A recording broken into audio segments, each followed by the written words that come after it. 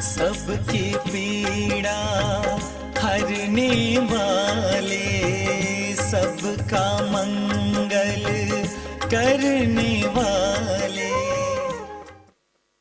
सुंदर उसको लगता है जो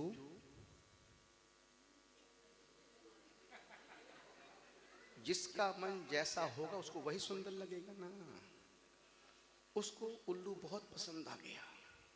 उसने एक उल्लू खरीदा, बड़ा खुश होकर के घर आ रहा था कि आज मेरी पत्नी रामकली बहुत खुश होगी कि स्वामी जी आपने मेरा मन का पूरा काम कर दिया, मेरी जीवन की सारी ख्वाहिशें पूरी कर दी।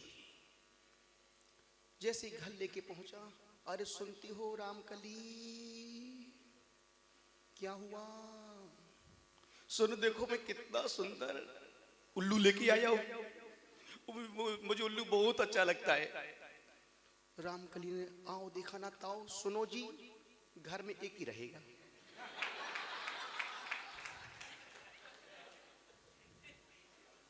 उस सम्राट को तोते पालने का शौक था। बड़ा सुंदर तोता, बड़ा खूबसूरत तोता। वो सम्राट एक दिन संत के दर्शन के लिए जा रहा था। और ध्यान रखना, संत के दर्शन का मन पुण्य के उदय में होता है, और साथ ही साथ पुण्य के उदय में संत का दर्शन का लाभ मिलता है। यदि तुम्हारा मन अभिषेक करने का कर रहा है, पुण्य का उदय, अभिषेक करने मिल जाए, तुम्हारा पुण्य में सौभाग्य। बोलते ना सोनी में, ये सब कुछ मैं ही बोलूं क्या? सोनी में सुहागा। यदि तुम्हारा मन आहार देने का कर रहा है, पुण्य का, और देने मिल जाए, पुण्य में सौभाग्य। पुण्य में दर्शन करने का मन करता है, पुण्य में मंदिर आने का मन करता है, और पुण्य में तीर्थ यात्रा करने का भाव बनता है। अच्छे कर्म, अच्छे भाव, अच्छा मन पुण्य से ही होगा। पाप के उदय में तो इससे उल्टा। सम्राट के मन में सत्संग का मन आया, और संत के दर्शन सम्राट निकल ही रहा था। उसने कहा चलो अपने तोते से बोल देता हूँ कि गुरु की संत के दर्शन करने जा रहा हूँ, तुम्हारा कोई संदेश हो वहां तक पहुंचा दूंगा। उस तोते ने राजन से कहा, सुनो आप मेरे मालिक हो, और आपने मुझे सोने के पिंजरे में रखा है। मुझे रोज सोने की कटोरी में दूध चावल खाने को मिलता है। मुझे यहाँ कोई दुख नहीं है। और संत को मेरे प्रणाम बोल देना, और बोल देना बंधन तो बंधन ही है। सम्राट गया। सम्राट ने सहज भाव से संत को जैसा उसने कहा वैसा ही बोल दिया। और जैसी संत ने सुना तोते का मैसेज, वो संत सुनते ही वहीं पर, तू देख लिया था, बेहोश हो गया। ये तो वहीं ढोलक बजाने गया था।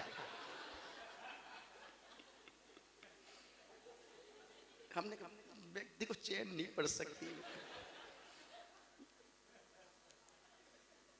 और जैसे संत ने तोते का मैसेज सुना, और संत सुनते ही मूर्छित हो गया।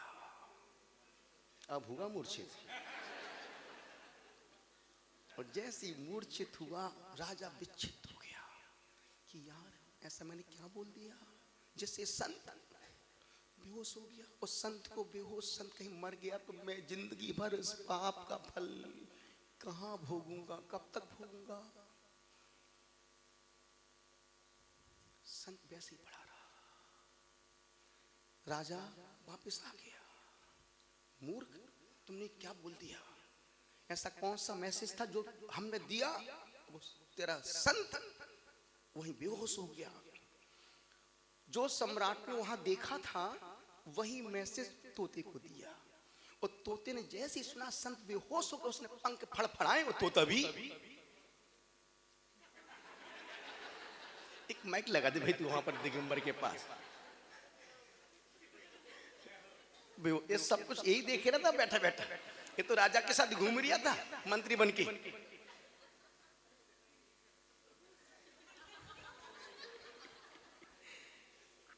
बस फिर क्या, जैसे सम्राट ने संत का मैसेज दिया, तोते ने पंख को फड़फड़ाया और पंख उस पिंजड़े में ही बेहोश हो गया। अब हुआ, जैसे बेहोश हुआ राजा पागल हो गया कि हे परमात्मा, कैसा अन्याय हो रहा है। तोते का मैसेज उनको दिया, वो बेहोश हो गए। संत का मैसेज तोते को दिया, ये बेहोश हो गए। सम्राट ने पिंजड़े को नीचे उतारा, पिंजड़ा खोला और सम्राट देखा कि इसकी याद ये तो गया। सम्राट पागल सा हो गया कि मेरा इतना प्यारा तोता, 3 साल से मैं उसको रोज खिलाता पिलाता, इसकी रखवाली करता, पर आज नहीं क्या हुआ, मेरा तोता मर गया। उसने सोने की उसकी अर्थी बनवाई, शाही राजसी सम्मान के साथ उसको पिंजरे से बाहर निकाला, उस पर लिटाया और लेके जैसे चलने लगा सम्राट, और तोता वो तुम देख रहे थे कि नहीं, ये तो ऐसे नेताजी, ये तो ऐसे बोलते जैसे पूरी कहानी इन्होंने मुझे लिख के दी हो। जाओ प्रशंसक, आज तुम गणतंत्र दिवस ऐसी ऐसी कहानी सुना देना, और जहां गलती मैं चेक करूंगा बीच में। और जैसे ही राजा ने उसको अपने कंधा दिया और वो तोता गुड्डा उड़ गया। अब राजा पागल बेवकूफ, तू मुझसे मजाक कर रही है, मेरी तो जान निकल गई, और तू वो तोता उड़ करके सम्राट के महल के शिखर पर जाके बैठ गया। अब वो तोता कहता है, राजन मैं उन संत के पास जा रहा हूं धन्यवाद देने के लिए जिन्होंने मुझे पिंजरे से मुक्त किया है। हमने तुमसे कहा था कि मैं राजमहल में हूं, सोने का पिंजरा है, सोने की कटोरी में दाल चावल खीर मुझे खाने को मिल रहा है, पर बंधन तो बंधन है। संत ने मेरा मैसेज सुना, संत ने कहा बेटा तुमको उससे मुक्त होना है, तुम मूर्छित हो जाओ वासनाओं के प्रति, कामनाओं के प्रति, इच्छाओं के प्रति। और जब तुम इच्छाओं के प्रति, वासनाओं के प्रति, कामनाओं के प्रति तुम मूर्छित होगे, सम्राट पिंजरा खोल देगा, और जैसे ही पिंजरा खोले और तुम उसमें से उड़ जाना। तो राजन मैं संत को धन्यवाद देने जा रहा हूं। एक कहानी यहां समाप्त हो गई। वो राजा कौन है, और वो पंछी दुनिया का एक ही तोता पक्षी है, एक बार खुले पिंजरे से बाहर निकल जाए फिर दोबारा कभी उसमें अंदर आना पसंद नहीं करता। एक कबूतर है, कबूतर को तुम अपने घर में पालो, दाना डालो, फिर वापस आ जाएगा, बैठ जाएगा, फिर चला जाएगा। तुम कबूतर हो कि तोते? तुम कबूतर हो या तोते? जो तोते थे वो मेरे साथ आ गए, चतुर्मास किया कानपुर में, साथ गया, दोबारा वापस। अब तो भैया चलो भाई, संत ने संत, यदि तुम घर से मुक्त होना चाहते हो सबसे विरक्त हो जाओ, जल में रहो पर जल से निर्लिप्त रहो। जो तोते हैं वो यहां बैठे, जो कबूतर वो सामने बैठे हैं।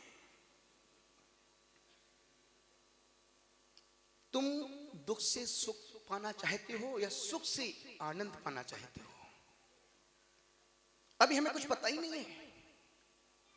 गणतंत्र दिवस नहीं, गुणतंत्र दिवस कहो। और एक बात आप मान के चलना कि कल का कोई भरोसा नहीं है। और आपने देख लिया कोरोना में,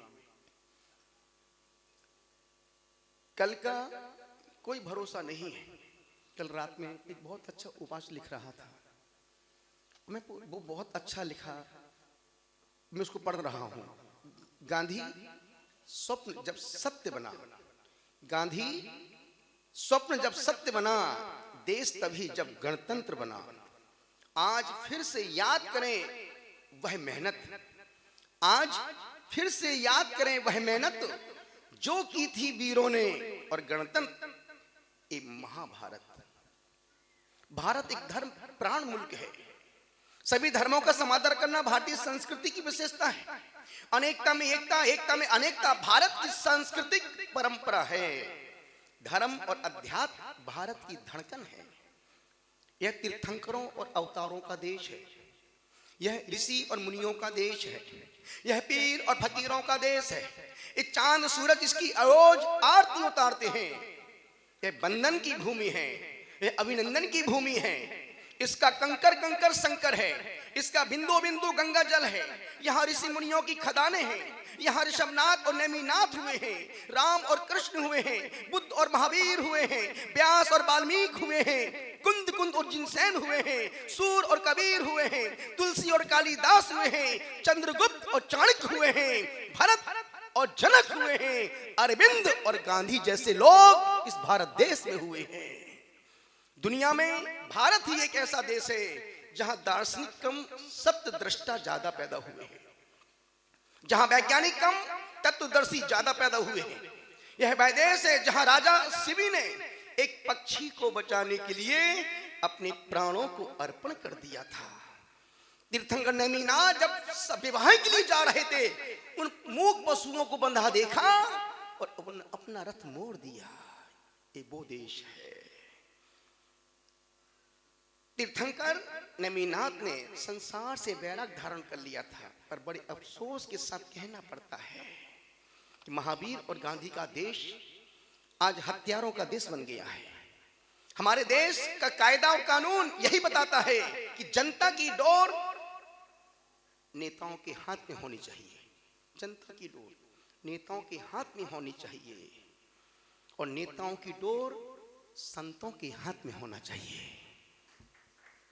तभी देश खुशहाल और समृद्ध बन सकेगा। देश आज दुर्भाग्य से सब कुछ उल्टा हो रहा है। कल तक लोगों में दुष्कर्म के प्रति झिझक थी, अब अपनी बात यहां से कह रहा हूं। कल तक लोगों में दुष्कर्म के प्रति झिझक थी, एक संकोच था, एक शर्मिंदगी थी, लेकिन आज जो कुछ हो रहा है वह अभूतपूर्व हो रहा है। आज आदमी के मन में जो बुरे काम के प्रति एक संकोच और भय था, वो सब कुछ खत्म हो चुका है।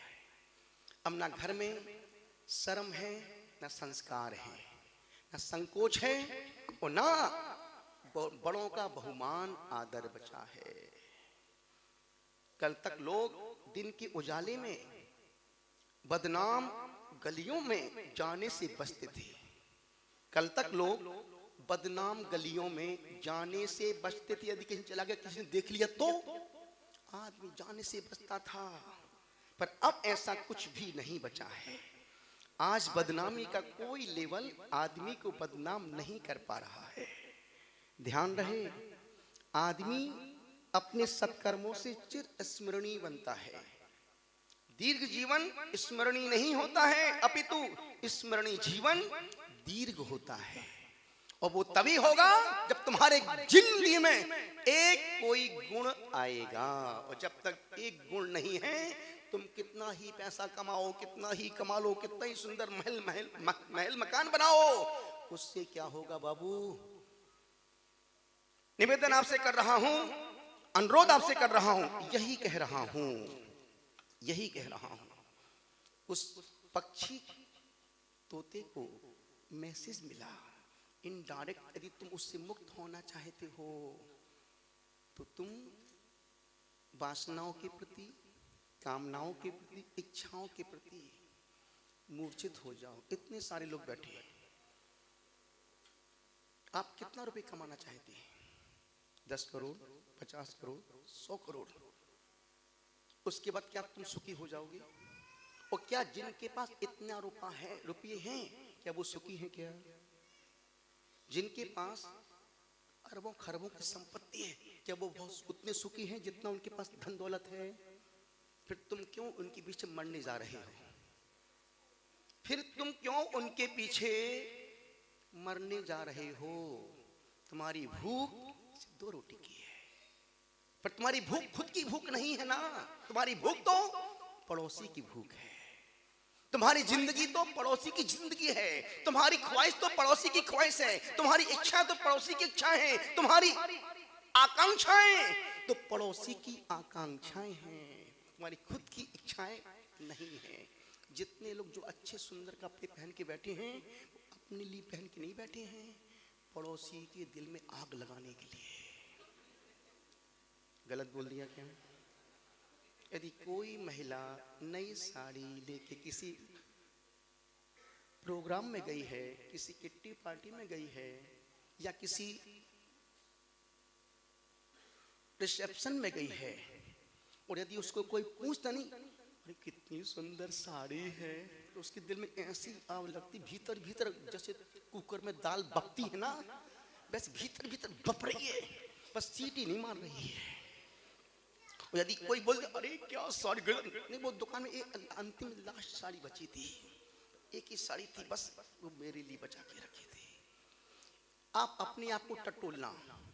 यदि कोई आप मोबाइल का नया सेट लेके आए या फोल्ड लेके आए हैं और आपके ग्रुप में 20 लोग हैं और सिर्फ वो फोल्ड मोबाइल आप सैमसंग का आपके पास में, आपके हाथ में है, आपकी स्टाइल, आपके निकालने का तरीका और सब सब यूं खोल के यार बहुत लंबा है यार, आते ही नहीं है तो। और वही जब तक आपके पास अकेला मोबाइल है ग्रुप में, तब तक आपका रवैया, आपकी उठना बैठना, आपकी बात करने का स्टाइल, तरीके बहुत अलग होंगे। और जिस दिन वो दूसरे के हाथ में दिख जाएगा आपका मोबाइल का सुख 50%। क्यों? क्यों? क्योंकि तुम अपने लिए लेके नहीं आए हो, तुमको उसके दिल में आई एम समथिंग नथिंग, काय का समथिंग नथिंग। हमारे दुख जिंदगी के बामुश्किल से 2-3-4 दुख भी नहीं होंगे पूरे जिंदगी के, पर हमारे वो 3-4 दुख ऐसे दुख हैं जैसे सम्मिश्र पहाड़ जितना दुख हमारे पीठ पर रख दिया हो किसी ने। ना उठ पा रहे हैं और ना खड़े हो पा रहे हैं, ना बैठ पा रहे हैं और ना सो पा रहे। क्यों? पहाड़ जितना दुख है जिंदगी में, और सुख कितना है? टोंक के बराबर।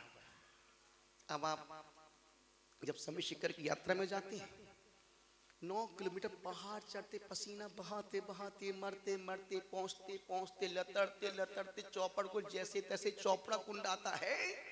और ध्यान, कोई भी जितने लोग बैठे हैं, जो हमने अनुभव किया है, जो हमने फील किया है, चौपड़ा कुंड आदमी का अंतिम दम तक निकल जाता है।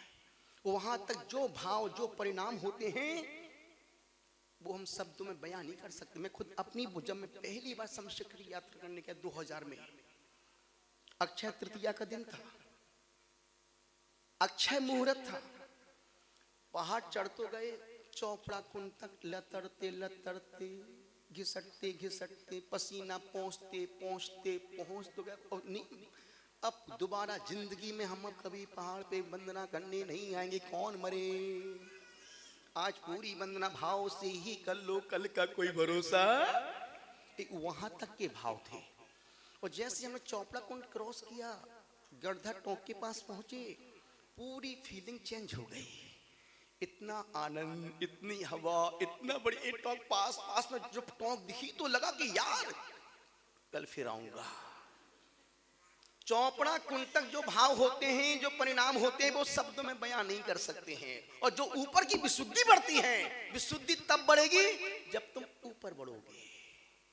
नीचे विशुद्धि नहीं बढ़ेगी, विशुद्धि ऊपर। जब तुम नीचे से मुक्त होगे तभी विशुद्धि बढ़ेगी, तभी विशुद्धि बढ़ेगी। और फिर जब अब सोचो 9 किलोमीटर पहाड़ चढ़ने का दुख और सुख कितना, 1 मिनट का। अब तुम हाँपते हाँपते, पसीना भीगते भीगते, पहुंचते पहुंचते, कुंथुनाथ भगवान के ज्ञान धर है टूक, मन बस्तन सट पूजिए कमर। मेरे भावों को समझो, क्रम से जाए छूट। अब आप उधर ओम ह्रीम श्री कुंतुनाथ जिनेंद्र, इतनी करोड़, इतनी अरब, इतनी लाख मोक्ष गई। अरे अब निरुपम फटाफट दूसरी टॉक पे जाना तुमको। अब जब इतना तुमने पसीना बहा दिया है तो कम से कम 5-7 मिनट उसमें सुकून से खड़े तो रहो। उस टोंक की अनुभूति, फीलिंग तो करो, महसूस तो करो। नहीं, तुमको एक सुख बर्दाश्त, तुमको दूसरे सुख के लिए भाग रहे हो। वो कहते हैं ना, एक सुख भी नहीं मिल पाता है और वो 23 सुख तुम्हारे भागते भागते सब निकल जाते हैं। अब पारस ने भगवान पारसनाथ जल्दी बुला लो। कहाँ बुला लो? ऊपर की टॉप पर? कहाँ जाना है? निवेदन कर रहा हूं। तो दुख कितना है? पहाड़ चढ़ने जितना। और सुख कितना है? पर तुम्हारी जिंदगी में यही है, एक माला का सुख है और हजारों नहीं फेरने का दुख है। गणतंत्र नहीं गुणतंत्र। एक गुण ऐसा पैदा करो दुनिया में, संसार में, पूरे ब्रह्मांड में पापी से पापी के अंदर भी एक न एक अच्छाई तो होगी ही होगी।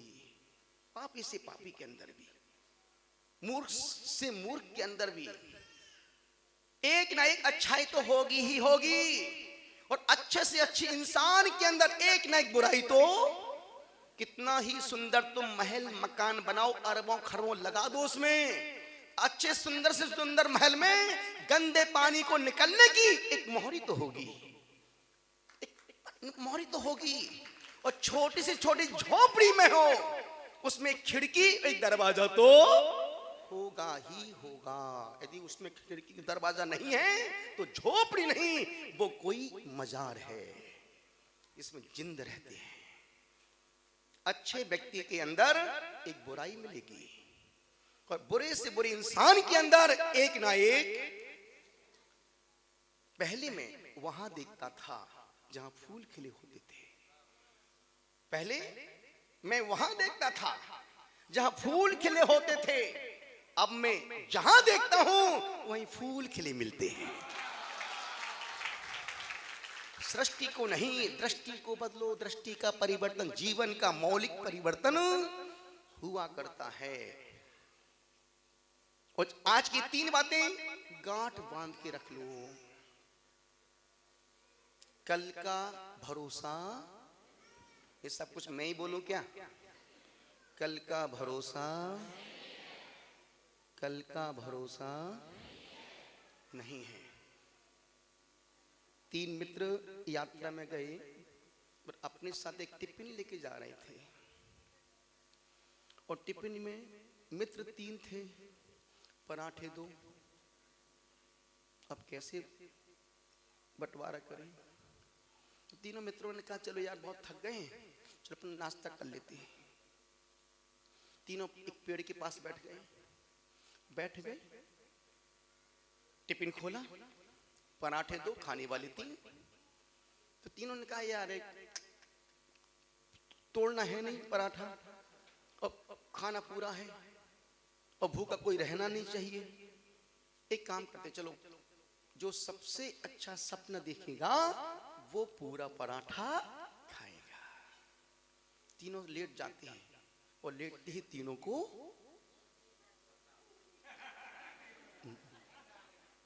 जैसे इसको आ रही है, उनको लेटते ही तीनों को नींद आ गई। एक पहला मित्र सपना देखता है, जब तीनों उठे सपना देख करके, अरे यार हमने सपना देखा कि मैं पहले राजा था, मेरे पीछे हजारों देवांगनाएं थी, बड़े बड़े लोग मेरे पीछे पीछे भाग रहे थे और मैं किसी से भी नहीं मिल रहा था। मेरे पास सोने का सिंहासन था, हजारों देवांगना मेरे पैर दबा रही हैं, हवा कर रही हैं, लाखों को मैं खिला रहा था। मेरा सपना बहुत अच्छा है। दूसरा मित्र बोलता है कि यार हमने सपने में देखा कि मैं मर गया, मर के स्वर्ग चला गया, और स्वर्ग गया तो पूरा स्वर्ग का बड़ा से बड़ा इंद्र का पद मुझे मिला। बड़े बड़े लाखों इंद्र इंद्राणियां मेरे आगे पीछे घूम रहे हैं, माला लेके खड़े हैं, और स्वामी क्या सेवा क्या सेवा क्या सेवा। और बस मेरी नींद खुल गई। तीसरा बोलता है अरे यार जैसे ही मैं रात में सोया, हनुमान जी सपने में आ गए। बोले मूर्ख, तू मेरा भक्त हो के भूखा सो रहे, चल उठ पराठा जाके पराठा खा ले। तो मैं रात में खा के सो गया, बात समझने की है। एक अतीत को देख रहा है, एक भविष्य को देख रहा है, पर वर्तमान पराठे का सुख किसको मिल रहा है? बोले मेरे सपने में हनुमान आए, गदा लेके मेरा भक्त भूखा सो रही है, हो ही नहीं सकता, चल उठ जाके पराठे, दोनों पराठे खा ले तू।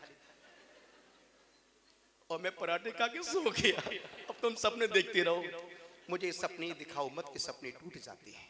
वाह वाह करो।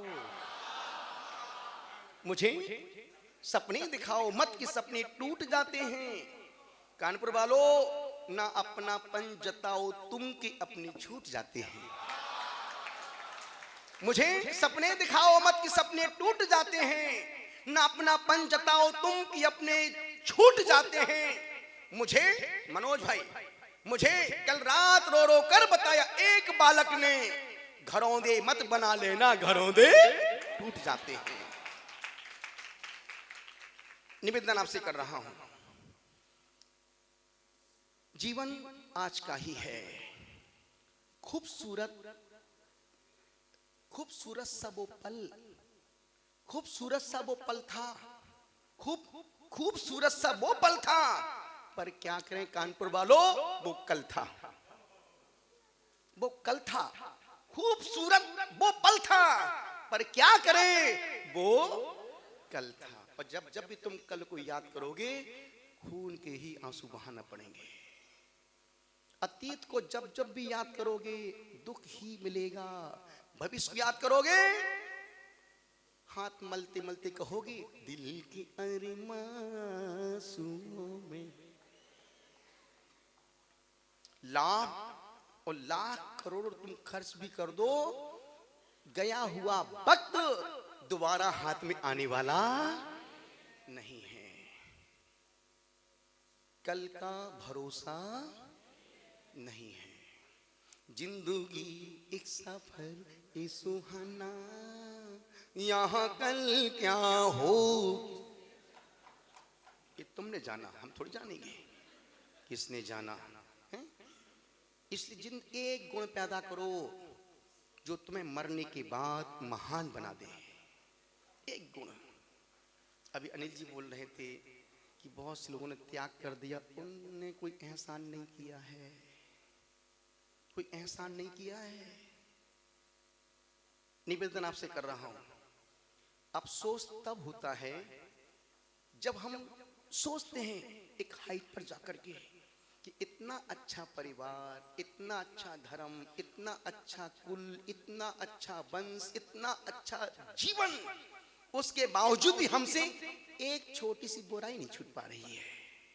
ऐसे कितने लोग बैठे हैं, बड़े बड़े धर्मात्मा हैं, पर उनसे गुटखा नहीं छूट पाता है, उनसे स्मोकिंग नहीं छूट पाती है, उनसे रात की वो ड्रिंक नहीं छूट पाती है। जय जय नाथ परम गुरु होए, लड़का मांगो लड़की होए।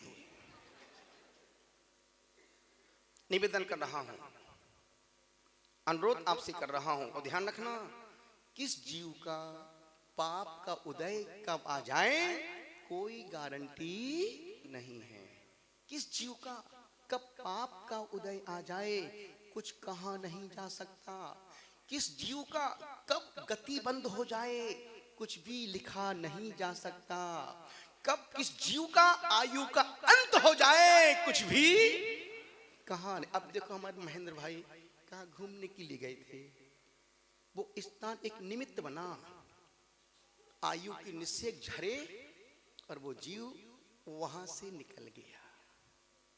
सोचो, अब वो नहीं गए थे, उनकी वो आयु उनको वहां लेकर के गई थी।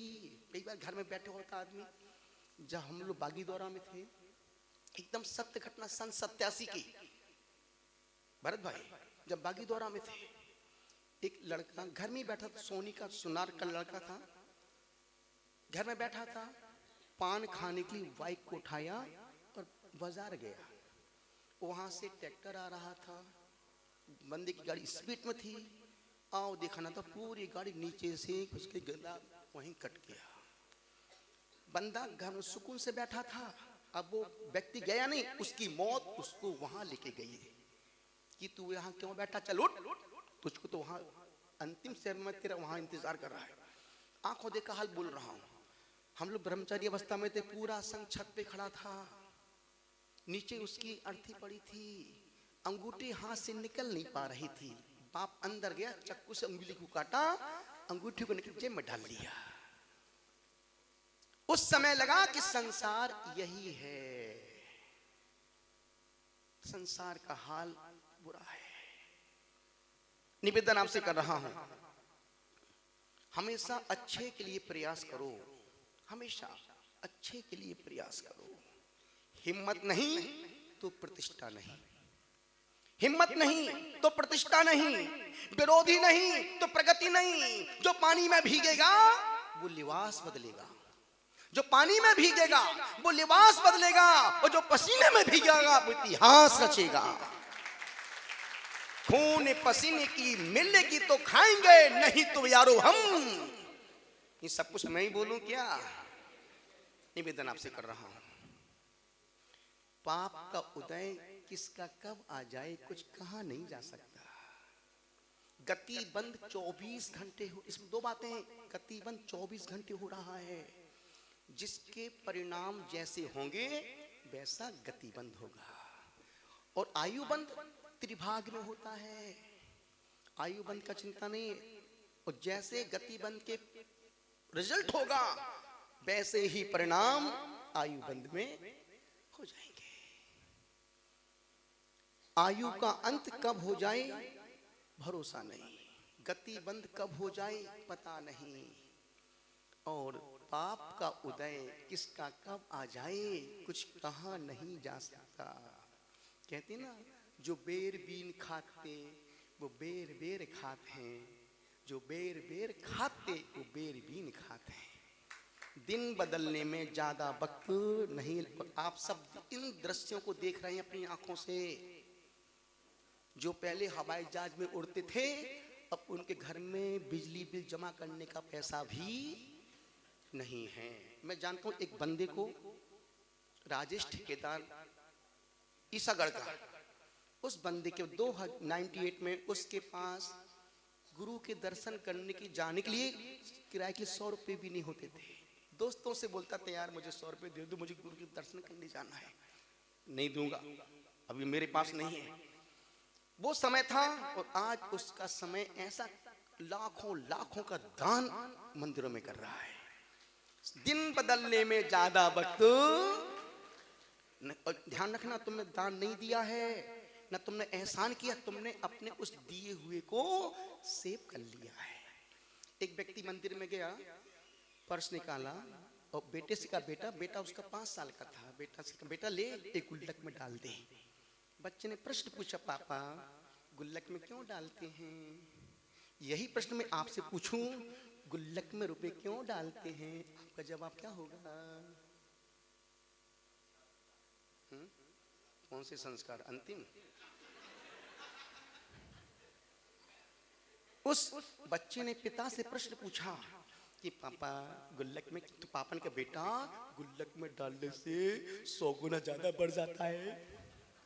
तो बच्चन का, पापा पूरा पर्स डाल दो ना, जब बढ़ रही है तो पूरा ही पर्स एक बार में डाल दो। नहीं बेटा, ऐसा गंदा काम नहीं करते। निवेदन आपसे कर रहा हूं, हम जो कर रहे हैं, और आप अपने आप को टटोलो, अपने आप को टटोलना, अपने आप को परखना, क्या वाकई में जो हम देते हैं क्या दिल से देते हैं? क्या हम सूंघ सूंघ के देते हैं और रो रो के पैसा मंदिर में जमा करते हैं? इस मामले में श्वेतंबर समाज 1 नंबर की है। जब हम बेंगलोर के पास एक सुशील धाम है, कभी आप लोग कभी जाए तो जरूर एक बार उस सुशील धाम में जाना। और उस बंदे ने करोड़ों रुपए खर्च करके सिर्फ इसलिए बनाए, अस्पताल पास में है, तो जो जैन व्यक्ति गरीब आते हैं उनको पूरी रुकने की, खाने की पूरी व्यवस्था सुशील धाम वाला व्यक्ति मालिक करता है। और वो मालिक रोज जाता है, 11 से 12 भोजन खुद अपने हाथ से परोसता है। और जिनको दवाई की, औषधि की आवश्यकता होती है, पूरा खर्चा वो बंदा खुद अपने हाथ से उठाता है।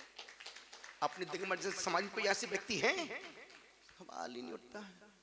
दूर देखो, दूर दूर तक सुनने को भी नहीं मिल पाएंगे। अपने यहाँ तो 500 रुपए का पंखा भी दान करेंगे, 3 पीढ़ियों का नाम उसमें लिखवा देंगे।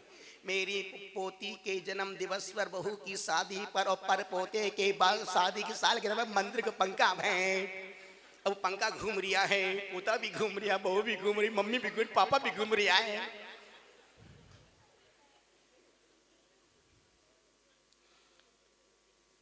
बात समझने की है, बात जानने की है कि हम जो कर रहे हैं क्या वो हम उस कार्य से संतुष्ट हैं क्या, हम अपने कार्य से खुश हैं क्या। खुद अपने मन से अपने दिल पर हाथ रख के पूछना, क्या जो हम कर रहे हैं उससे हम खुश हैं क्या। तुम्हारा खुद का मन कहेगा नहीं यार, कर तो रहा हूं पर मजा नहीं आ रहा है, दे तो रहा हूं पर मन नहीं करता है देने का। यदि मैं आपसे छोटा सा प्रश्न पूछूं, यदि आप किसी कंपनी के मालिक हैं और कंपनी में आपका एक व्यक्ति पार्टनर बना हुआ है और उस पार्टनर ने किसी धर्म क्षेत्र पर 5 लाख रुपए दान लिखा दिए हैं, तो क्या तुम उसमें आधा पैसा शेयर करोगे? क्या बोलेगा, है तूने लिखा, तू दान कर, मेरा कोई रोल नहीं है। यदि कोई भी व्यक्ति यदि आपका पार्टनर है और उसने कहीं किसी क्षेत्र में, कहीं किसी अच्छे काम में 5 लाख रुपए बोल दिए हैं और तुम पार्टनर हो उसके, तो क्या तुम 2.5 लाख उसको दोगे? जब तुमने बहुत अच्छा काम किया, चल यार ले जा। इसका दूसरा पक्ष देखो, यदि उस बंदे ने 1 करोड़ का कोई काम किया, उस पर 10 लाख उसको मिल रहे हैं, तो तब क्या बोलोगे? पार्टनरशिप। ये तुम्हारा हाल है। तुम हमेशा धर्म के लिए तुम रोते देते हो, रोते ही रोते करते, रोते तुम त्याग भी करते हो, तुम मजबूरी में करते हो। एक व्यक्ति मंदिर गया, ये मुझे बहुत अच्छा प्रसंग लगता है और हमेशा इसको बोलता ही रहूंगा और तुमको सुनना भी पड़ेगा। कहां जाओगे नहीं सुनोगे तो। निवेदन कर रहा हूं, आपसे कह रहा हूं, यदि आप मंदिर में गए, 1 बजे का समय था, शांतिनाथ भगवान बिल्कुल अकेले सुकून से मुस्कुरा रहे थे।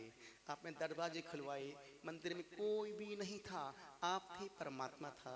आपने दर्शन की, परिक्रमा लगाई, नमस्कार किया, नमोकार मंत्र 9 बार पढ़ा, जेब में हाथ डाला, पर्स निकाला, उसमें से 2 500 मान के तुम 500 डालता नहीं है, पर मैं बड़े दिल से बोल रहा हूं, वो अमीर क्या जिसका दिल फकीर ना हो। वाह वाह करो। वो अमीर क्या जिसका दिल फकीर ना हो, और वो फकीर क्या जिसका दिल अमीर ना हो। मैं अपनी अमीरता से मैं सोच रहा, उसने पर्स निकाला, उसमें से 500 2 नोट निकले। एक नोट बहुत पुराना था, एक नया था। गुल्लक में कौन सा डालोगे?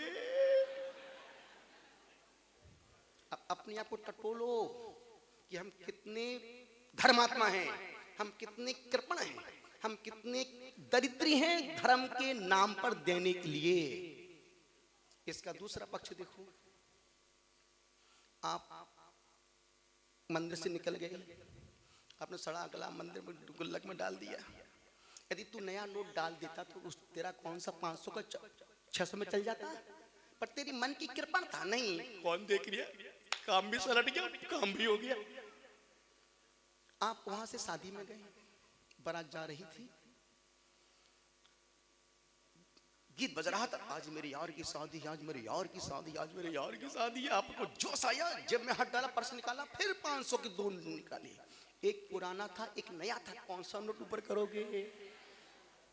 अब तुम सोच, तुम्हारी नजरों में बड़ा कौन है? हमेशा तुमने राख से ही प्यार किया है और बीत राख को तुमने साइड में रखा है। तुमने हमेशा धर्म को सेकंड पर रखा है और पाप को 1 नंबर पे रखा है।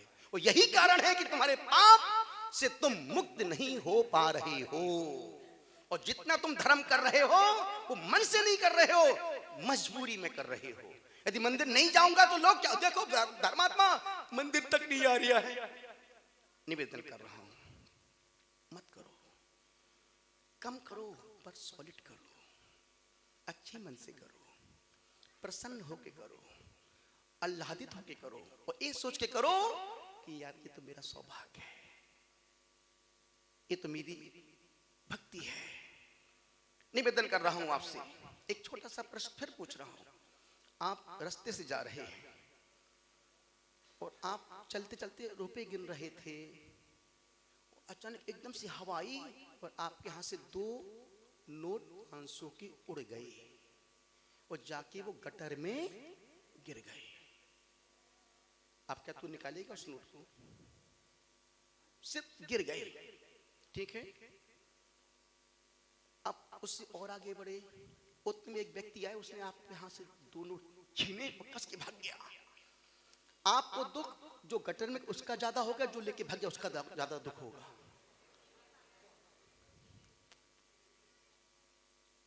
जो लेके भाग उसका दुख ज्यादा होगा। अब सोचो, तुम्हारी सोच, जो बंदा लेके गया है वो किससे हो सकता है उसको पत्नी की दवाई में काम लग जाए, बच्चे को उसको फीस भरने में काम आ जाए, लेकिन जो गटर में गिर गया है वो किसी के काम का।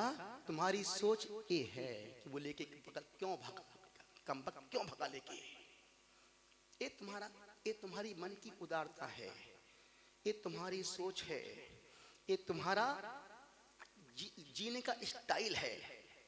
निवेदन आपसे कर रहा हूं, अनुरोध आपसे कर रहा हूं। और एक छोटा सा एग्जाम्पल, आपने किसी अच्छे मित्र को फोन किया, उसने नहीं उठाया, फिर आपने फोन किया, फिर उसने नहीं उठाया, आपने 3 बार फोन किया, उसने नहीं उठाया, आपने 4थी बार फोन किया, उसने फोन काट दिया। जब नहीं उठाया था तब दुख ज्यादा था, जब उसने काटा तब दुख ज्यादा हुआ। क्यों? क्यों? जब उसको उठाना तो फर्स्ट रिंग में आपका फोन उठा सकता था ना, लेकिन नहीं। तुमने हमेशा अपनों से अपेक्षाएं रखती और वही तुमको दुख दे रही है। सोचता कि वो हो सकता वो कहीं किसी काम में बैठा हो, मीटिंग कर रहा हो, कोई इमरजेंसी कॉल में फंस गया हो, फोन नहीं उठा, कुछ ना कुछ कारण तो होगा। लेकिन अब वो तुमको फोन कर रहा है, अब तुम काटे जा रहे। किस लिए? अब तेरे भीतर जो द्वेष भर गया है अब वो निकल रहा है। तो हमेशा जब भी तुमने अपनों से अपेक्षाएं की हैं और अपेक्षाओं की उपेक्षा हुई है, तुम्हारा मन हमेशा दुखी हुआ है, तुम्हारा मन हमेशा पीड़ित हुआ है, तुम्हारा मन हमेशा संक्लेशित हुआ है। निवेदन कर रहा हूं, अनुरोध आपसे कर रहा हूं। उस तीसरे मित्र ने कहा, जैसे ही मैं सोया और मेरे सपने में हनुमान जी आ गए गदा लेके। उन्होंने कहा, मूर्ख, तू भूखा सो रहा, मेरा भक्त हो, चल उठ, चुपचाप जाके पराठे खा के सो जा। सुख आज ही है, कल का सुख का कोई भरोसा नहीं है। 3 सूत्र की बात कर रहा था, कल का भरोसा नहीं है। दूसरा सूत्र, मौत सुनिश्चित है, मरना तो है। तो तुम जैसे तुम जी वैसे तुमको मरना है क्या? कैसे मरना है? अच्छे से मरना है कि बीमार होके मरना है? रोज मरना है कि एक बार मरना है? शरीर से मरना है कि मन से मरना है? ये सब बोलने में अच्छा लग रहा, पर तुम दिन में 50 बार मरते हो। कोई काम बिगड़ जाए, हे भगवान मर जाता तो अच्छा था। जरा सी पति पत्नी अनबन हो जाए, हे भगवान मर जाती तो बहुत अच्छा था। काहे के बच्चे कर लिए, बच्चे नहीं होते तो मैं तो कब की सलट गई होती। बच्चों की शादी भी कर दी, अभी तक नहीं सलटी। बात समझने की है, बात सलटाने की है कि हम जो कर रहे हैं वो जिंदगी नहीं है, और जो हम जी रहे हैं ना वो जिंदगी है। तुम सोचते हो दुनिया के सबसे दुखी परेशान साधु संत हैं, और हम सोचते दुनिया के सबसे दुखी परेशान आप लोग हैं। तुम कपड़े में सुंदर दिख रहे हो, पर भीतर से बनियान 10 छेद होंगे। भीतर से बनियान 10 छेद होंगे और 2 जगह से सिली होगी, पर ऊपर से साफ सुथरा है कुर्ता, जिनके भीतर की बनियान मैली मिलेगी। तन की सुंदरता पे मत रिझो मेरे मित्र, मन मंदिर में झांको तो गंदगी फैली मिलेगी। निवेदन आपसे कर रहा हूं, गुजारिश आपसे कर रहा हूं, आपसे कह रहा हूं, यही कह रहा हूं, यही कहता रहूंगा कि आज ही तुम्हारा दिन है, कल का भरोसा और मौत सुनिश्चित है, मरना तो है ही है। लाख तुम कितनी डॉक्टर के पास जाओ, कितनी गोली खाओ, कितनी बाल काले करवाओ, कुछ भी करवाओ, मरना तो पड़ेगा। जो वादा किया वो टांग टूट जाए चाहे आंख फूट जाए, तुमको जाना पड़ेगा। जो वादा किया वो। निवेदन आपसे कर रहा हूं, संसार में तुम कुछ भी कर लो, कितना ही तुम कमा लो, तब भी तुम्हारा मन संतुष्ट होने वाला नहीं है। कितना ही तुम पत्नी को सोने की 10 किलो के जेवर भी ला के रख दो, तब भी वो खुश होने वाली नहीं है। और 4 काम संसार के बहुत कठिन काम है, 4 काम संसार के बहुत कठिन है। हाथी को धक्का देना बहुत कठिन काम है। हाथी को हाथी को हाथी को हाथी को हाथी को धक्का देना बहुत कठिन काम है। मच्छर की सरसों के तेल से मालिश करना बहुत कठिन काम है। हाथी को धक्का देना बहुत कठिन काम है। मच्छर की सरसों के तेल से मालिश करना बहुत कठिन काम है। चींटी की पप्पी लेना और पत्नी को खुश करना, किसने कहा बहुत कठिन काम है? अभी दम सच, अभी क्या संजय, अभी तुम घर चलो, आज वहां जाके बहुत बोलता है, बहुत ज्ञान की बातें करता है। निवेदन कर रहा हूं, सबका एक जैसा हाल है। यदि धर्मात्मा हो तो पाप करना बंद करो, धर्मात्मा हो तो पाप करना बंद करो, और पापात्मा हो तो आज से ही धर्म करना शुरू करो। धर्मात्मा हो तो पाप करना बंद करो। और तुम आज एक तुम छोटा सा नियम ले लो, जो तुमने कल तक पाप किए थे, हम उन पापों को रिपीट नहीं करेंगे। इतना कर सकते हो? जो तुमने कल तक पाप किए थे, हम उन तुम पाप रोज नहीं करो, नए खोज खोज के लाओ करने के लिए। लेटेस्ट नए नए लेके आओ, नए कॉन्सेप्ट में पाप करो। पर जो पाप तुमने एक बार कर लिया है, उस पाप को हम दोबारा कभी नहीं करेंगे। इतना तुम नियम ले सकते हो? अरे महाराज, पाप के 1,00,000 मार्ग हैं और पुण्य के सिर्फ 1000 मार्ग हैं। आज से लाख वर्षों पहले भी वही जिनेंद्र भगवान, यही साधु संत की मुद्रा, यही त्याग, यही तपस्या, यही दान, यही सेवा, यही वैयावृत, सब कुछ यही था जो आज है। और आज से लाख साल बाद भी यही दान का, पुण्य का मार्ग, सिर्फ पुण्य के मार्ग 1000 हैं, पर पाप के 1,00,000 मार्ग हैं। तुम पाप से बच नहीं सकते हो। तो पहला सूत्र दिया, कल का भरोसा नहीं है। आज तुम रात में सोने जाओ, कोई गारंटी नहीं कल तुम सुबह उठ भी जाओ। क्यों? वक्त का भरोसा बिल्कुल भी नहीं है। बड़े बड़े लोग कोरोना में घर से बाहर नहीं निकले, कहीं मर ना जाऊं, और जो नहीं निकले वो मर गए, जो नहीं निकले वो मर गए। अब देखो, 1-1.5 महीने से 50,000 किसान सड़कों पर खुले बिना मास्क के बैठे हैं, सब आपस में सब मिलने जुल रहे हैं, एक भी नहीं मर रहा। वो जो घर में घुस के बैठे हैं, तो मौत के पास जो आंख है ना, तुम मौत की आंखों से कभी बच नहीं सकते हो। अपन लापरवाही में मरना, एक मौत आए तब मरना, दोनों में बहुत अंतर है। तो मैं कह रहा था, तुमको बीमार होके मरना है कि परमात्मा के चिंतन में मत जाना है। तुम्हें एक बार मरना है कि रोज रोज मरना है?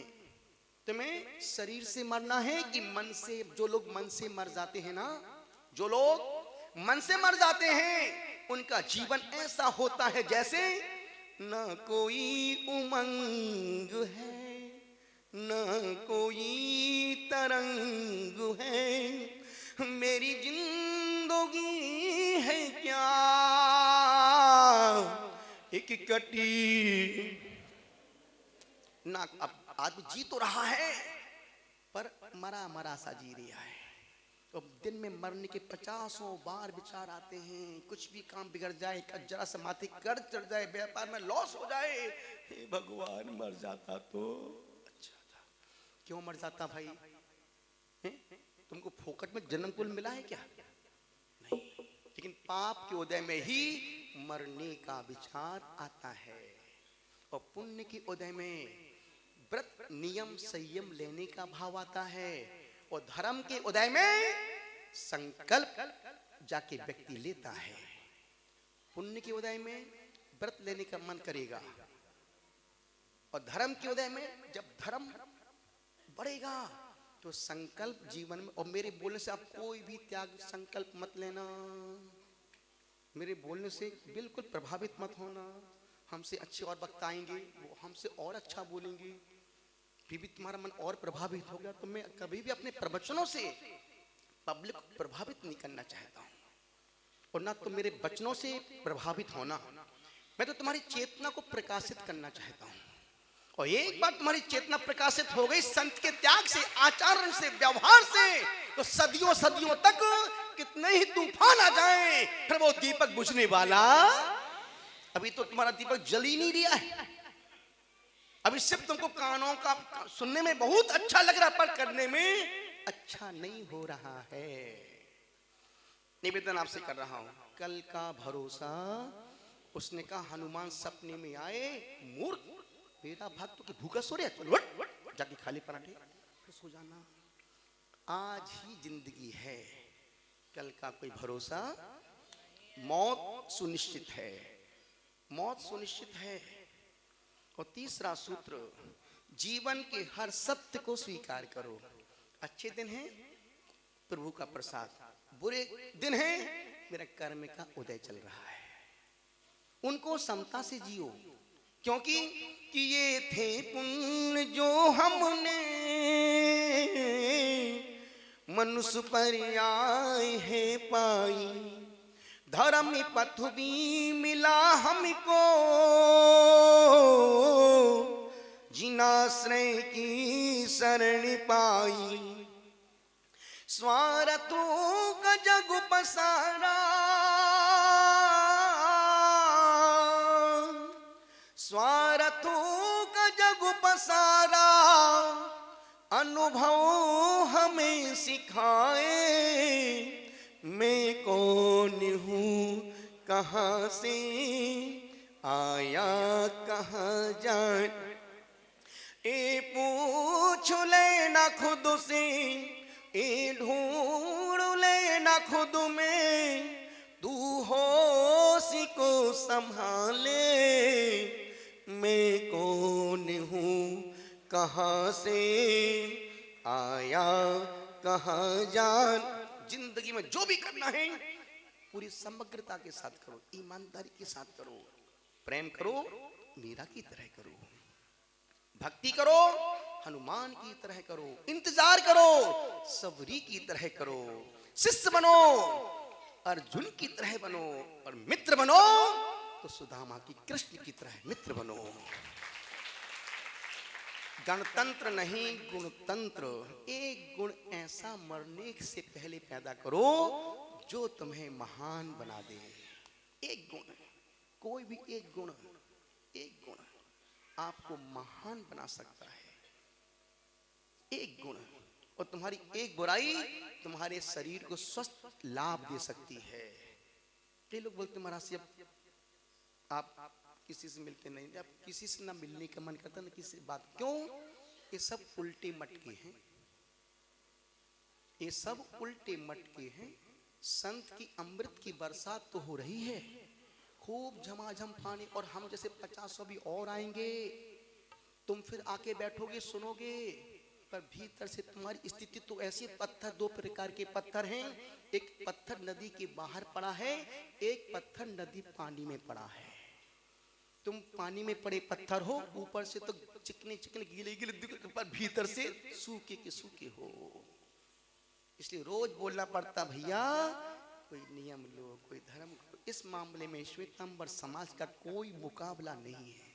तुमसे वो लाख गुना बहुत अच्छे हैं, आचरण में, अहिंसा में, धर्म के पालन करने में। तुम उनके सामने 10 पैसे भी नहीं हो, ना देने में, ना त्याग में, ना करुणा में, ना सेवा में, ना भक्ति में, कुछ भी नहीं हो। फिर भी तुम अपने आप को 30 मार का समझते हो। निवेदन आपसे, मेरी बातें चुप सकती हैं, मैं चुपने के लिए तो बोलता हूं, और तुम दूसरों की सुन भी नहीं सकते हो। तुम गुरु की ही सुन सकते हो, और गुरु ही तुमको सुना सकते, अन्यथा तुमको दूसरा कोई बाहर बोल के देखे, तुम उसकी 12 बजा दोगे, वहीं तुम उसके कपड़े पूरे खोल दोगे।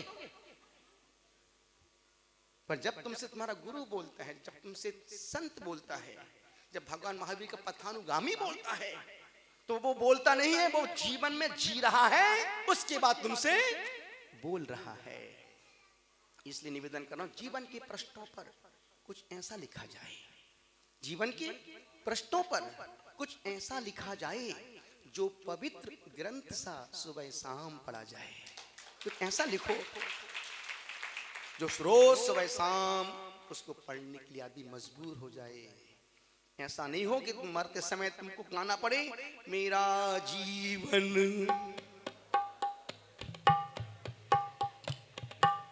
मैं क्यों फालतू की बातें आगे बोलूं। और जो हमने लिखा है उसको इतिहास पड़ेगा।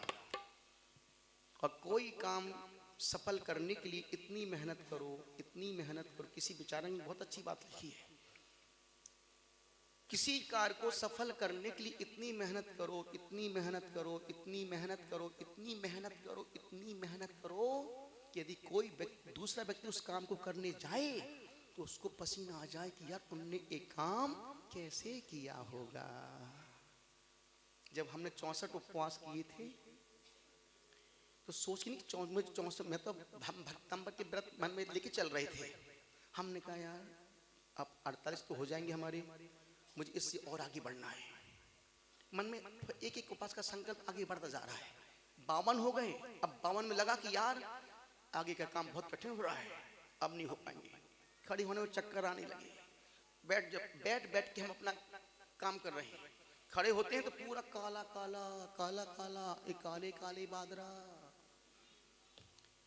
फिर गुरुदेव अभी हमारे 12 उपवास 14 उपवास और बाकी हैं, कैसे होगा? या तो 13 उपवास या फिर 13वीं, एक तो कुछ होगा, एक तो बल्लभी, एक तो कुछ होगा।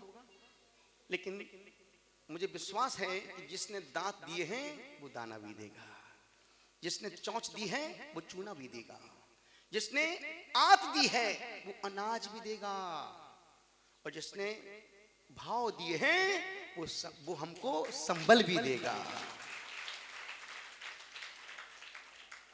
निवेदन आपसे कर रहा हूं, आप बड़े मन से सुन रहे हैं। दुख से सुख पाना है या सुख से आनंद की ओर जाना है, विचार करना। दुख से मुक्त होना है या फिर दुख में रो रो के जीना है और रो रो के ही मरना है। एक गुण ऐसा पैदा करो जो तुम्हें महान बना दे। आज सुबह अनूप भाई आए महाराज से, मेरा बहुत मन कर रहा है कि मैं आपसे चतुर्दशी का एक आसन करूं। जिंदगी में फिर बोल रहा हूं, तुम कितना ही खा लो तब भी तुम्हारा पेट भरने वाला नहीं है, कितना ही कमा लो तुम्हारा मन तृप्त होने वाला नहीं है, कितना ही सो लो नींद पूरी होने वाली नहीं है। तो फिर जब पूरा होना ही नहीं है तो क्यों फिर मर मर के जी रहे हो? नहीं, किसी संत से जिससे तुम्हारे मन तार से तार मिलते हो उनके पास खाली हाथ मत जाना, एक श्रीफल लेके जाना। श्रीफल के पैसे ना हो लौंग लेके जाना, और लौंग के भी ना हो तो फिर इलायची लेके आ जाना। पर खाली हाथ मत संकल्प लेना। और किसी भी सन से एक व्रत एक नियम जरूर लेना। और व्रत नियम वही लेंगे जिन्होंने खोटी आयु का बंध नहीं किया है। इस किताब में हमारी दिव्य मंगल पाठ में 80-90 प्रकार के व्रत दिए गए हैं। जो तुम्हारी स्थिति हो, जो तुम्हारी पावर हो, जो तुम करना चाहते हो, उसके पीछे के प्रश्न पढ़ना, जो मन करे श्रीफल गुरु दो, मुझे इस व्रत का आशीर्वाद दे दो। और मैं ये व्रत उपवास से करना उत्कृष्ट है, एकासन से मध्यम है, फिर नहीं तो फिर मजबूरी में 2 बार खाओ। और इतना भी नहीं कर सकते तो इतना संकल्प जरूर लेना कि अष्टमी चतुर्दशी को हम कहीं भी रहेंगे, बाजार का नहीं खाएंगे। अब सोचो, पूरे चतुर्मास में श्वेतंबर समाज हरी पत्ती का कोई भी पदार्थ घर में नहीं बनने देते हैं, ना अपने अतिथियों को खिलाते हैं। तुम तो सिर्फ 10 दिन में परिवेशन में 10 आलू प्याज नहीं खाते हो, और जब परिवेशन पर पूरे हो तो तुम ऐसे टूटते हो, ऐसे टूटते हो खाने के लिए जैसे जेल से कोई बंदी छूट गई हो। निवेदन कर रहा हूं, ये त्याग नहीं है, ये तो मजबूरी का नाम काय का महात्मा गांधी, सोनिया गांधी नहीं। कम करो पर दिल से करो। मैं जो भी करता हूं किसी के बोलने से नहीं करता हूं, किसी की प्रेरणा से नहीं, खुद अपने मन से अपने मन के लिए करता हूं। और मुझे लगता है कि नहीं, मुझे ऐसा करना चाहिए और मैं ऐसा कर सकता हूं। और मैं नहीं करता, मुझे प्रेरणा ऊपर से मिलती है कि यार तुम ऐसा कर सकते हो, चलो इसमें आगे बढ़ो। अब जैसे महाराज साहब 1.5 साल से अनाज नहीं खा रहे हैं, तो जिंदा तो बैठे हैं ना, और तुम एक दिन अनाज नहीं खाते हो तो तुम 1000 का माल खा जाते हो। 1.5 साल से अनाज नहीं खा, फिर भी शरीर पहले भी उतनी वजन था, आज भी उतना ही वजन है। पहले 55 किलो था कपड़े सहित, आज पिछी कमंडल सहित 55.5 किलो है। पर ये सब त्याग कुछ नहीं, मनोबल का काम है। अनिल जब परसों उस दिन बिहार में चल रहा था, बोले महाराज से हम भी बाजार का नहीं खाते हैं। और हमने अनुभव किया, आचार्य विद्यासागर महाराज जितने बड़े बड़े भक्त, अशोक पाटनी जैसे, राजा भाई जैसे, प्रभात जैसे बड़े बड़े अरबपति लोग, सोचो उनके कितने व्रत नियम संकल्प हैं। तुम्हारी औकात 10 पैसे की भी नहीं उनके सामने। अशोक पाटनी जब बाहर घूमने जाता है फ्लाइट लेकर के, सोचो अपने साथ पानी साथ में लेके जाता है कि मुझे वहां पानी कैसे पीऊंगा, तो पूरा डाब भरवाता है वहां लेके। क्यों? जिसको धर्म का नियम का संकल्प का पालन करना है वो कहीं भी कर सकता है, और जिसको नहीं करना है, सब कुछ मिलने के बावजूद भी वो धर्म का पालन। अब सोचो, निर्मल जी सेठी 50 साल से उन्होंने होटल का पानी नहीं पिया। मैं तो तुमसे 7 दिन में 1 दिन नहीं खाने की बोल रहा हूं कि तुम 7 दिन में 1 दिन बाजार का नहीं खाना। उसमें तुम 10 बार सोचते हो कि यार कहीं मर गया तो, और उसमें तुम झूठ तुम बोलते हो गुरुदेव बाहर की छूट ले लूं क्या। अभी एक सज्जन आए मेरे पास आवागढ़ में, मैं प्रवचन कर रहा था, बोले गुरुदेव 55-60 साल के होंगे, गुरुदेव मुझे नियम दे दो ब्रह्मचर्य का। कितने दिन का? 25 दिन का। हमने 50-60 साल तो 25 दिन का नियम लेगा, हमने 28 दिन कर ले। नहीं गुरुदेव, उसमें बाहर की छूट रहेगी मेरी। अब आप सोचो, ऐसा बुजुर्ग हैं, इनको हर नियम में बाहर की छूट चाहिए, भले वो नियम कोई भी हो। अरे नियम में तुम, धर्म में तुम नरेंद्र मोदी बन जाओ। जब नरेंद्र मोदी भारत का प्रधानमंत्री अमेरिका जाता है तो राष्ट्रपति अमेरिका के बोलता है लोग खाओ खाना, 56 पकवान सामने पड़े हैं, तो नरेंद्र मोदी हाथ जोड़ के बोलते हैं अभी मेरे उपवास चल रहे हैं, और तुम होते उस जगह तो ऐसा मौका फिर कहाँ मिलेगा। तुमने हमेशा मौका पे चौका लगाया है, और तुमने हमेशा पाप को ही 1 नंबर पे रखा है, धर्म को 2nd नंबर पर, पाप को 1 नंबर पर। तो एक नियम जरूर लेना कि हम सप्ताह में 1 दिन और बाजार का नहीं खाने का मतलब तुमने एक उपवास का फल प्राप्त कर लिया। 1 दिन बाजार का नहीं खाने का, क्योंकि बाजार में जो मिलेगा वो प्योर 100% अभक्ष ही मिलेगा। 1 दिन, सिर्फ 1 दिन, कोई जो दिन तुमको अच्छा लगे, जो दिन जो तुमको अनुकूल लगे, हम 1 दिन बाजार का कुछ भी नहीं खाएंगे, सिर्फ घर में ही खाएंगे, और घर में भी मौन पूर्वक खाएंगे। कौन कौन एक दिन नहीं खाना चाहता है? हाथ ऊपर करो। सप्ताह में एक दिन। अब सोच समझ लो आप, 100 में से 99 बेईमान, फिर भी मेरा भारत। बस ये तो हाल है, और फिर भी कहती कहो ना प्यार है। सिर्फ तुम सुनने के लिए सुनते हो, पर करना तुमको कुछ भी नहीं है। निवेदन कर रहा हूं, समय ज्यादा हो रहा है, पूरे मन के साथ चलते हैं। आदिनाथ का बैल, आदिनाथ का, अजितनाथ का हाथी, हो समविनाथ का घोड़ा, अभिनंदनी नाथ का बंदर, हो सुमति नाथ का चकुआ, पद में प्रभु का लाल कमल, सो पारसनाथ का साथिया, चंद प्रभु का चंद्रमा, हो हो हो हो हो,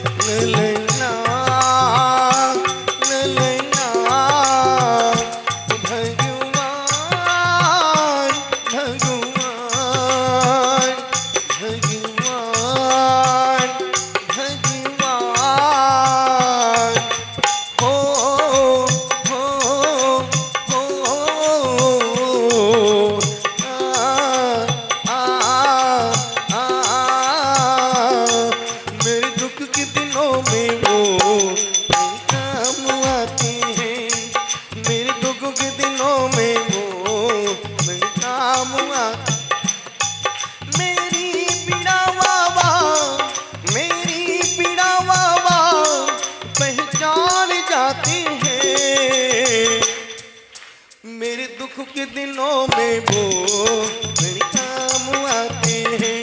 वो गुरुदेव गुरुदेव गुरुदेव गुरुदेव वो गुरुदेव गुरुदेव गुरुदेव गुरुदेव पुष्पदंतिका मगर पुष्पदंतिका शीतलातिका कल्पवृक्ष शीतलातिका श्रेयांसिनातिका गेंदा ओ वांसी पूजिका वेशा ओ विमलिनातिका सूकर विमलिनातिका आनंदिनातिका से ही ओ धर्मिनातिका वज्रदंड शांतिनातिका हिरण तपना होगा तुझको तपना होगा मोह तजीना होगा मोह होगा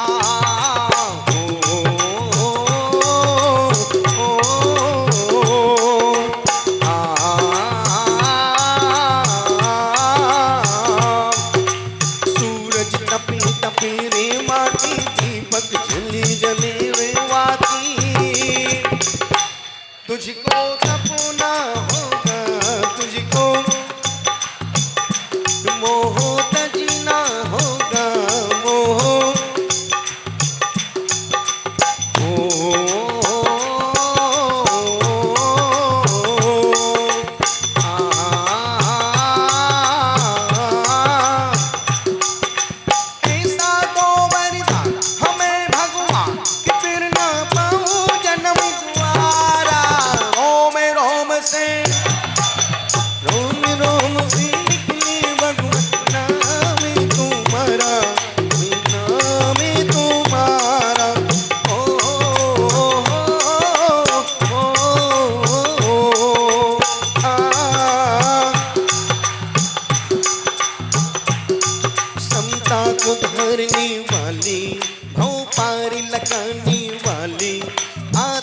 को जगाने वाले, आत्म को पाने वाले, उन मूर्खों सत्य सत्य वंदन है, जन्मों का नंदन है।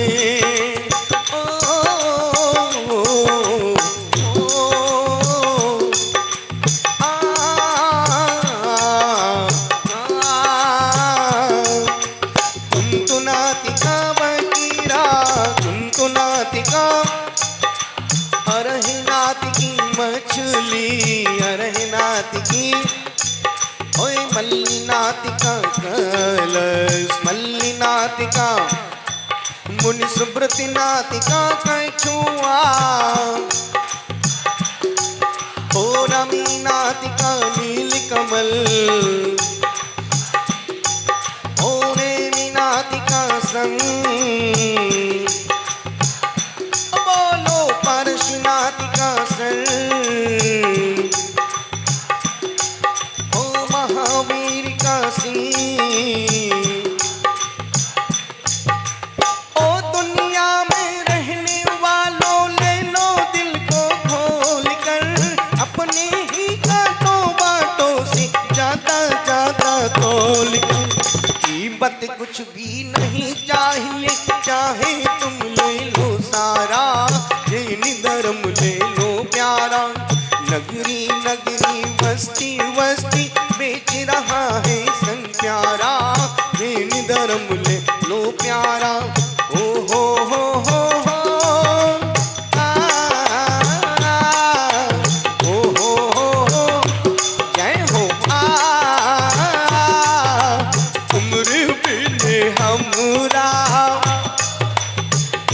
ओ बाबा उम्र भी हदबार कोई नहीं, ओ पालन हारे निर्गुण हो न्यारे, ओ पालन हारे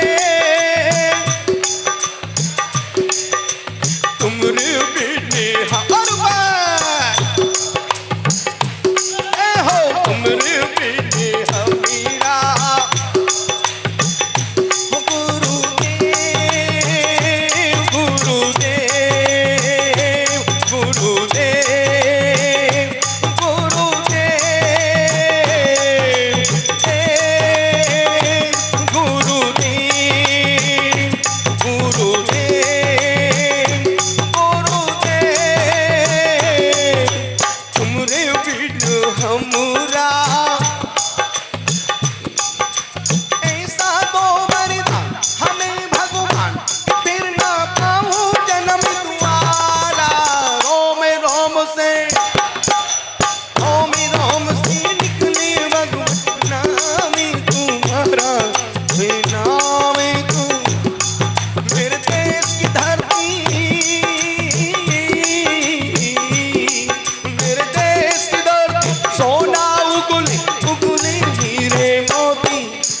देश की धरती हो,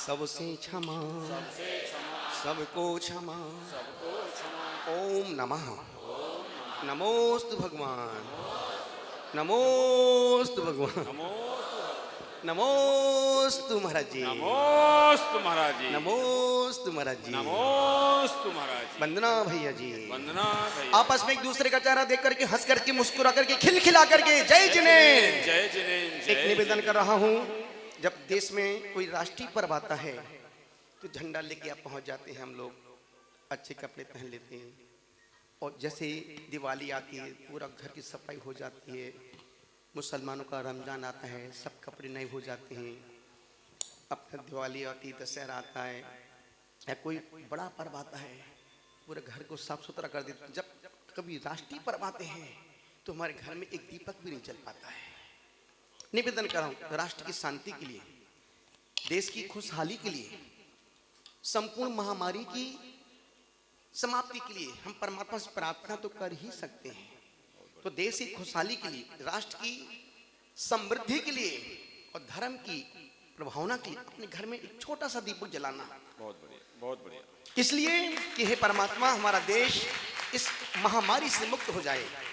हमारा देश सुरक्षित होगा तो राष्ट्र सुरक्षित होगा, और राष्ट्र सुरक्षित होगा तो हम आप एकदम सुरक्षित ही रहेंगे। दूसरी बात, 30 तारीख को जन मंगल महोत्सव, जिसकी लिस्ट हमने कमेटी को दे दी है, और वो सामान आपको बेस्ट जो लिखा है वो सामान बेस्ट, और ध्यान रखना एक जन मंगल महोत्सव आपकी 1000 समस्याओं का समाधान कर सकता है।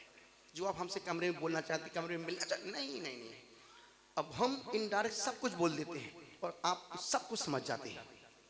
इनडायरेक्टली आप सब समझ जाते हैं, मैं सब कुछ बोल देता हूँ, कुछ रखता ही नहीं हूँ। क्यों? मुझे पता है तुमको क्या सुनना है और मुझे पता है तुम्हारी भूख क्या है।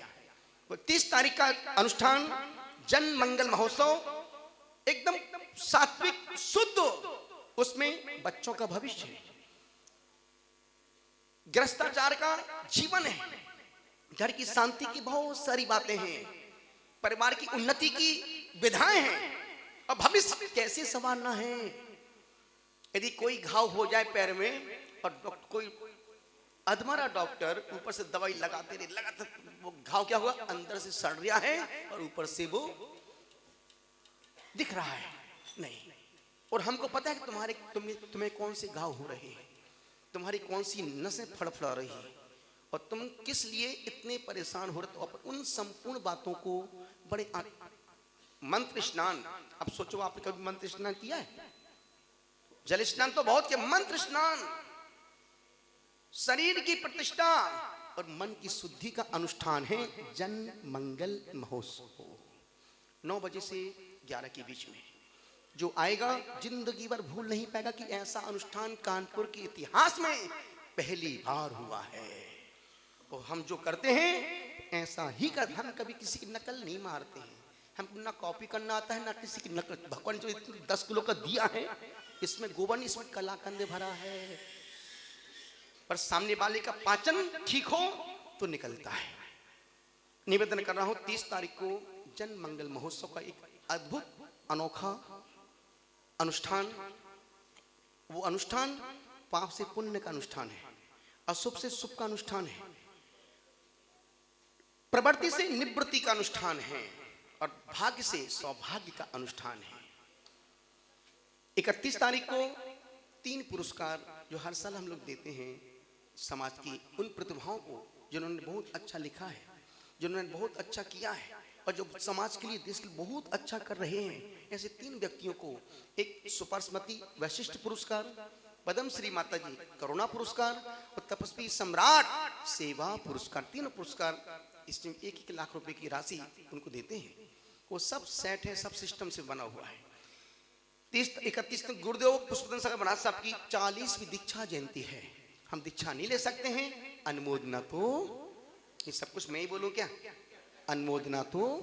और 1 फरवरी को जिसका तुम्हें था इंतजार, वो घड़ी आ गई अब आगे नहीं बोलना, क्या कर लोगे तुम।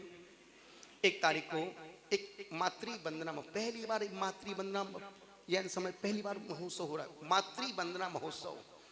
उसकी रूपरेखा हमने कुछ इस प्रकार से बनाई है। 31 को दोपहर में हम यहाँ से शरीर मौसम की नजाकत को ध्यान रखते हुए यहाँ से हम बिहार करेंगे बड़े मंदिर के लिए, वहाँ जाके विश्राम करेंगे, विश्राम सुबह की प्रातः की पूजा वहीं करेंगे। पूजन करने के बाद हम वहाँ से 8 बजे निकल जाएंगे। वहाँ से हम निकलेंगे बिना जुलूस के, बिना शोर शराबा के, हम पहुँचेंगे गेम जून। वहाँ से एक विशाल भव्यतम एक शोभा यात्रा निकाली जाएगी और वहां पर उसमें उस जुलूस में एक भव्यतम ऐसी बग्गी होगी जिसका कोई जवाब नहीं होगा, और उसमें हमारी मातृ पन्ना देवी उसमें विराजमान करेंगे उनको। और वो जुलूस के साथ, ताम झाम के साथ, बैंड बाजों के साथ, गाजे बाजे के साथ, धूमधाम के साथ, जुलूस के साथ वो निकली, शोभा यात्रा निकलेगी और वो पहुंचेगी पहाड़िया परिवार के वहां पर पहुंचेगी जो स्थान नियुक्त किया गया है। और वो संपूर्ण विशाल शोभा यात्रा एक धर्म सभा के रूप में तब्दील हो जाएगी। उसके बाद फिर क्या होगा वो आगे बताऊंगा। यदि सब बोल दूंगा फिर कल क्या बोलूंगा। तो 1 तारीख का, और फिर दोपहर में वहां से शरीर मौसम जैसा रहेगा, फिर वहां से शुक्लागंज जहां महाराज साहब की समाधि बनी हुई है, देवेंद्र साहब महाराज साहब की, वहां की वंदना करते हुए फिर वहां से लौटेंगे। फिर लाल बंगला, रात्रि विश्राम, फिर उसके बाद सुबह रुकना है कि निकलना है, वो सब गर्भ में है, ठीक है। फिर उसके बाद हम आगे बढ़ेंगे। नवीन जी सिग्मा, श्री सिग्मा नरेश कुमार जी, वो फार्म हाउस वहां से 60 किलोमीटर दूर है, तो निश्चित सन वहां बढ़ते बढ़ते एक दो दिन की सुकून शांति, कोई उलझन, कोई सिर्फ कुछ नहीं, बस सुकून। फिर वहां से इलाहाबाद के लिए एक कदम बढ़ते ही जाएंगे। और ध्यान रखना, अभी हम कहाँ जा रहे हैं, कहाँ जा रहे हैं? नहीं, इलाहाबाद जा रहे हैं। जाना मुझको, तुमको जाना है मेरे साथ। सम्मेशिकर जा, जैसे मेरी टिकट बनवा के दियो, सम्मेशिकर जा रहे हैं। जैसे पूरी व्यवस्था की नहार की व्यवस्था, सम्मेशिकर जा रहे हैं। नहीं, अभी हम इलाहाबाद जा रहे हैं। फिर इलाहाबाद से फिर हम आगे का अपनी यात्रा की घोषणा करेंगे। फिर वहां से हम जाएंगे बनारस। फिर बनारस जो रस बना है, जहां पारसनाथ की 4 भूमि है, गर्भ, जन, तप, तो निश्चित उस भूमि की वंदना करेंगे। वंदना के बाद जैसा मन माहौल होगा, और हम, मेरी कोशिश पूरी रहेगी कि हम होली तक पहुंच जाएं कुंडलपुर। यदि हम समय से पहुंच जाते हैं तो निश्चित हमारे आने वाले आगामी प्रोग्राम एकदम समय से, व्यवस्थित तरीके से, सुकून से संपन्न होंगे। चलना मरना तो मुझे ही है। लोग आते हैं महाराज से पधारो, आप लखनऊ से, वहां से निकल जाना। भैया चलना मरना तो हमको ही है ना बाबू, हम कैसे भी निकलें। चलना मन, तुम तो आप भी आए, गुरुदेव पधारो, नहीं आ रहे, जाओ गुरुदेव, जाओ गुरुदेव। चलना मरना तो हमको ही पड़ेगा। तो हम अपनी क्षमताओं को ध्यान रखते हुए, अपनी प्राचीन प्रतिमाओं को ध्यान रखते हुए हम अपने संघ का निर्वाह करते हैं। आज हमारे भरत भैया ने, गुरुदेव अब हमको घर नहीं जाना, अब आपके पास रहना है, और आप मुझे कभी भी दीक्षा दे सकते हो। ये तो अभी कपड़े खोल दे, इतना भीतर से बेचैन विक्षिप्त हो रहा है। पत्नी भी तैयार है, पर अभी छोटी बहू के पेट में 2 महीने का है, तो पहले उसकी पोती डिलीवरी हो जाए, उसके बाद फिर। तो हमने कहा देखो दीक्षा आधे घंटे, लेकिन उसको निभाना जिंदगी भर का। किसी काम में, बड़े काम में जल्दीबाजी नहीं करना। आप समझ लो, देख लो, सोच लो, जान लो, पहचान लो। जब तक हम खुद देखेंगे नहीं कि क्रिया कैसी है, चर्या कैसी है, उसके बाद ही हम लॉन्ग लाइफ का डिसीजन लेंगे। तो अभी तुम साथ में रहो। यूं तो हमको सन 88 से देख रहे हैं, और पूरा परिवार जुड़ा हुआ। प्रभु सागर महाराज साहब की समाधि कानपुर में हुई थी, तब से पूरा परिवार संघ जैसा बना हुआ है। संघ से आते जाते रहते हैं। तो निवेदन कर रहा हूं, कानपुर में लाभ तो हो रहा है, लाभ तो हो रहा है, पर वो लाभ नहीं मिल रहा जो लाभ लेने हम आए हैं। जो लाभ लेने हम आए, वो लाभ नहीं मिल रहा है। वो लाभ भी जाते जाते मिलेगा। और हम चाहते हैं जितने लोग यहाँ रहते हैं वो सब अच्छे जैन बन के रहे, सिर्फ नाम के जैन ना बने, वो आचरण से भी जैन रहे। बोलो महावीर भगवान की जय। आचार्य श्री ने बहुत अच्छी बात कही है। सारी बातें आप चाहे भूल भी जाएं, लेकिन ये बात मत भूलिएगा, उन्होंने हर जगह अनुमोदना का शब्द का इस्तेमाल किया है। आप लोग उपवास नहीं कर सकते तो नहीं कर सकते, कोई विकल्प नहीं है। उनके 200 उपासों की अनुमोदना के लिए आप णमोकार मंत्र की जाप आज से प्रारंभ करेंगे, 200 उपास का फल आपको मिलना प्रारंभ हो जाएगा। करेंगे वो, भूखे वो रहेंगे, अपनी साधना वो करेंगे, उसका फल भी आपको मिलना प्रारंभ हो जाएगा। अनुमोदना में कभी पीछे मत हटिएगा आप। किसी भी सूरत में अनुमोदना में पीछे नहीं हटना है अपन को। आइए चलते हैं, आरती करते हैं। आरती में आज सामान रखा हुआ है यहाँ पर, इसलिए आगे नहीं आ पाएंगे। व्यवस्थित हो जाएगा, अच्छा लगता है, वरना भीड़ भाड़ में साउंड में भी मजा भी नहीं आ पाता तरीके से, तो इनको भी मजा नहीं आता आरती पढ़ने का। आइए आरती करते हैं, सभी अपने स्थान पे खड़े होंगे। तम खंडन दीप जलाए धारो तुम आगे, सब तिमिर मोह छय जाए, ज्ञान कला जागे 24 सिर जिन चंद आनंद कंद सही पद जजत हरत भव फंद पावत मोक्ष मई। बोलिए 24 तीर्थंकर भगवान की जय। बोलिए 3 कम 9 करोड़ मुनिराजों की जय। बोलिए परम पूज्याचार्य श्री प्रसन्न सागर जी